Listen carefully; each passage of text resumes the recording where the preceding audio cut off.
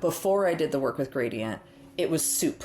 It was just like any hypothesis I put down about the audience, I can find evidence to back it up. So therefore, I don't know what hypotheses are correct or incorrect, or what hypotheses I need to pursue. Once I did the work with Gradient, I understood, oh, got it. This is how this generation works. These are the dynamics. These are the different psychographics within the generation. And of course, I'm getting conflicting signal, but I understand why I'm getting conflicting signal now. And so now I can move forward in a way much more confidently than I could have before we did the research together.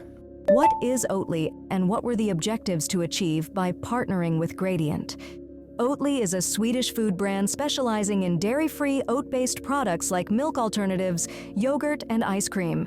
Known for its sustainable, plant-based approach and quirky marketing, Oatly emphasizes environmental consciousness and health.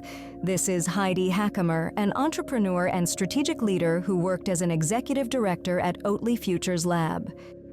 It's always important to know what your audience wants. Even in a brand like Oatly, that's a very loud brand that does whatever it wants to do, you still got to keep a pulse on what's going on with audiences in the world if you want your brand to stay relevant. In the beginning, it can sometimes work, right? You put out this strong point of view and people are like, oh my God, you're amazing. And like that can bring people in. I've worked on several brands like that don't do any audience research from the jump and they just put their point of view in the world.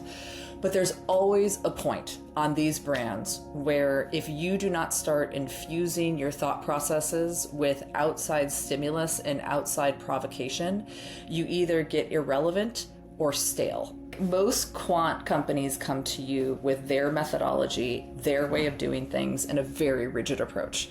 And the reason that I keep going back to Gradient over and over again, this is my third company that I've been in, where I've been like, we are bringing these guys in. And why I always recommend Gradient first to anyone that's looking for quant is because Gradient does a style of quant where, first of all, they really listen to what you need, and then they get creative with you to make sure that you're really answering the questions. And there's a lot of collaboration and interplay. So I never feel like when I'm working with Gradient that I'm just getting like, here's our tool for this, the stock standard, and blah, blah, blah, and like I'm just getting something generic.